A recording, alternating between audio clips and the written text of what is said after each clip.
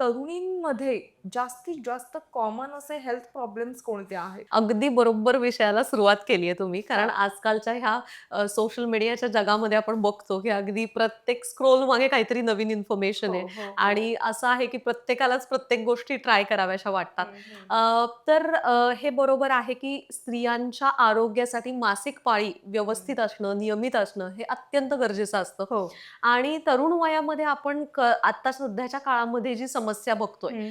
की लाईफस्टाईल बदल हं, हं, हं, आणि हं. आहारावर योग्य नियंत्रण नसणे, हं, हं, ताणतणाव, हं. त्यानंतर वाढणारे वजन, हे हं. ओबेसिटी आपण हं, बघतोय. हं. त्याच्यामुळे जे प्रॉब्लेम्स आपण फेस करतोय ते म्हणजे हार्मोनल इम्बॅलन्सचे प्रकार, हं, पी-सी-ओ-डी, हं, पाळीची हं. अनियमितता आणि हं, हं. हेच प्रॉब्लेम तिथे राहून पुढे जाऊन ज्यावेळेला या तरुणी अ, आई होण्यासाठी जातायत, हं, हं. त्यावेळेला मात्र मग त्यांना अ, अनेक समस्यांना सामोरं जायला लागतं. हो.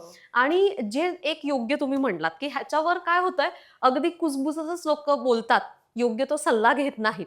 तर मला हे हं. एक सांगायचंय, की बऱ्याचदा मीही एक बघत होते, की ज्यामध्ये एका व्हिडिओमध्ये म्हणत होतात, की पिरियड्स पेन ठीक आहे, होऊ शकतं. हं, हं. It's like normal. न्यू हां, हां, नॉर्मल. हां, हां. बट ॲक्चुअली तसं नाहीये. जर ते पेन खूप जास्ती प्रमाणात आहे, जर त्या पेन बरोबर जो पाळीचा फ्लो असतो तो पण हं, हं, वाढलेला आहे हं. किंवा त्याच्यात काही बदल जाणवतायत, तर योग्य त्या वेळीच सल्ला घेणं गरजेचं आहे. म्हणजे खरं आहे. Google डॉक्टरकडे न हं. जाता रिअल हं. डॉक्टरकडे येणं गरजेचं आहे. हं, त्याचं हं. कारण असं, की ह्या मागे हे नॉर्मल नसून हं. कॉमन आहे, पण नॉर्मल नाहीये. नॉर्मल नाहीये. सो बरोबर. त्यामागे कधी-कधी फायब्रॉइड्स, हं. एंडोमेट्रिओसिस अशाही गोष्टी असतात.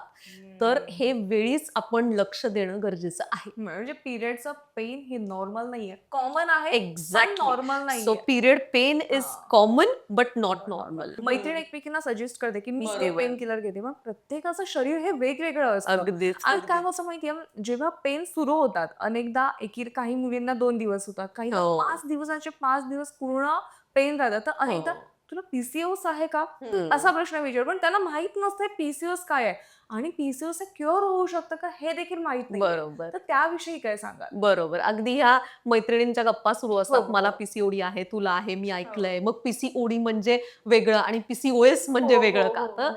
आता खरं सांगायचं म्हणजे हे जे हितगुज आपण म्हणतो ना, हे खरं तर डॉक्टरांबरोबर करायला हवंय. हं. कारण की जी इन्फॉर्मेशन आपण वाचतो किंवा बघतो हं, Googleवरती, हं. ते फक्त फॅक्ट्स आहेत. हं, फक्त हं. डॉक्टरच तुम्हाला सांगू शकतात, की तुमच्यासाठी काय लागू आहे.